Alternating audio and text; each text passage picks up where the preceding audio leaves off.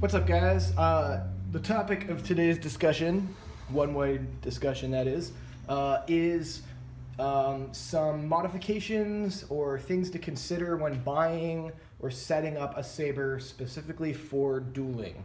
Not to say you can't still have a bright blade and a good LED and all those things. But there's a million Saber designs out there, and some of them are clearly more ideal than others for dueling. So if you are buying a Saber with the intent of doing a lot of heavy dueling and are less concerned with necessarily what the Saber looks like, more concerned with just getting the best Saber for durability and everything for dueling, these are some things to maybe consider. So I'm going to jump right in, and I'm going to work my way from the pommel up to the emitter and kind of explain why things are the way they are, or things to mod or consider. So the first thing, I actually made a video on this in its entirety, and I decided that it was a stupid video. These, on pretty much any Saber, you're going to have issues with the pommel wanting to back out with use. That's just because it's aluminum on aluminum. With no locking mechanism. I mean, you could do a set screw or something, but an easy fix, if I can find my camera, is to just add an O-ring. The size is going to kind of differ depending on what it is, but almost every single Saber that I've tried this on, it is beneficial, assuming that it's a male thread going into a male pommel, I should say, going into the hilt as the female threads. So this, I believe, is a 1/16 wall, 1 inch inner diameter. Not sure what the outer diameter is, but like I said, it'll be a little trial and error. If you bring this to the hardware store, you can mess around with it. Every Saber's different, so I can't give you an exact, but doing that, I've seen guys say, to use Loctite and some stuff like that. And I don't know. I don't think Loctite's the best thing because I just am not a fan of it. So this is going to be, well, I'm not going to tighten it up all the way because the way that I've got my chassis set up in there, I've got to tuck it into there. But anyway, by doing this, it just creates enough resistance that your pommel shouldn't back out with use. I know that even with light dueling, have had issues with it slowly backing out over time. And if your stuff is loose inside, which it shouldn't be, if you're dueling, stuff can fall out the bottom. I'm gonna come off screen for a second. That way I can tuck my internals inside the pommel and then thread it on, because I have this set up to be super tight, so that nothing rattles around if I'm dueling, because again, another important thing, you don't want internals that are going to rattle around. Okay, so you can see, it's super loose. You just want to go up to where the O-ring hits and just put a little pressure on it, and that should hold it in. I mean, as you can see, it's barely noticeable. It's not like a big ugly O-ring, and that will keep your pommel secure.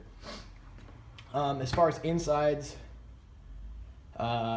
whatever you're running should be secure. If you're running a board and all that stuff, which in my opinion for the ideal dueling Saber, you're probably not going to want to run a soundboard.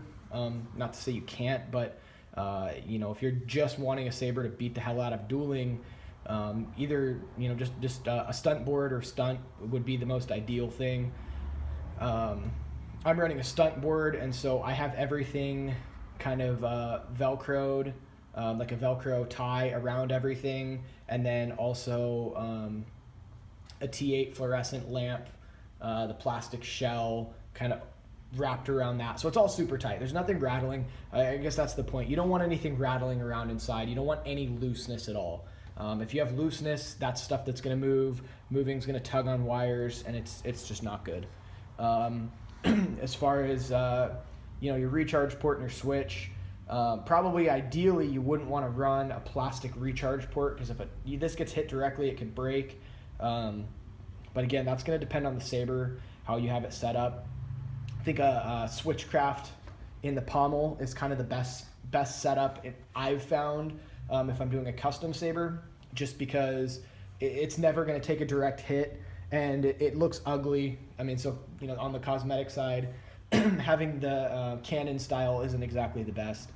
I like a momentary switch over a latching, unless it's recessed down, just because it's going to be harder to, you have to hold it to shut it off, which is why I'm running a board on it, versus latching. It's easy if you're dueling to accidentally trigger it. But again, that depends on the hilt. If it's recessed down in the hilt, latching is probably a better option. And so here's kind of more on the side of things to consider when you're buying, unless it's a custom Saber and you're drilling and tapping the screws yourself for the blade and the LED. What I really like about the Arbiter, aside from the windows, but something that I was considering when I had already bought my Acolyte, had already bought my Chosen, I knew I wanted to get another Saber Forge Apprentice Saber just to kind of beat around on. And I was looking at several of them, and what I noticed was a lot of them, it looked like they had gone with the aesthetic design and then realized they needed to put a screw to retain the blade, and it was in weird spots sometimes. So if you imagine, if you will, that this, this is kind of your module and your blade holder right here. Your LED is going to be sitting, this sticks out a little longer on this particular module, so it's going to be sitting about right here. So the retention screw for the LED is almost dead center to the module. So you're going to get a nice, good grab on the module. Some Saber Forge Sabers, or I should say a lot of them, where this is drilled, it's lower down, and so you're lucky to even be able to grab your module. And especially if you're using quick connects, it makes it even harder. You want a little bit of room for your wire and stuff to kind of exist. So to me, this is perfect placement. And then on the same note, the blade screw, I've seen some of them where they're down low. They're down at the base of where the blade meets the module. And my problem with that is just that by the nature of things, if the machining is not exact, or your blade is a slightly different diameter than, the intended blade for your hilt, if there's any kind of a gap and your screw is down here, your blade is going to have flex. It's going to have wobble. And I don't think that's a good thing. So to me, having the screw point as high as possible, and on the same note, you've got a lot of depth as far as the blade going into the hilt. So even if, let's say the machining was slightly off up here, if it's perfect down there, or whatever, it's still gonna be a really tight fit. So what I love about the Arbiter is with it set up that way, it gives it a really, really stable blade. I think it's a comfortable hilt too with this ribbing, versus some of the hilts have sharper designs. That's something, just that you could sand down, but if you're just considering what may or may not be able to be sanded, something with a kind of a rounded rib design is going to be better than something sharp. So that's why I really, really love this Arbiter. It's a dueling specific hilt. I also have removed the cover tech and just put a screw in here, an 832, just like these. I put that in there just to hide the hole. Again, it's a dueling specific. I'm never going to take the blade out. I'm never going to hang it on my belt. And it's just one less thing. And it's really easy if you pick up, you get 2 of these stainless 832 screws from Lowe's or Home Depot for $1 or so. I usually swap out the black ones with stainless anyway, just because I like the contrast, but I had an extra one. So if you want to take off your cover tech, you can just pop that right in there. And then that also kind of retains my innards from, any spin as well. I just, get it tight right against that. So O-ring, lack of a cover tech, good LED and blade retention placement makes this a really good, durable dueler. It's not the brightest, but it's plenty bright for me.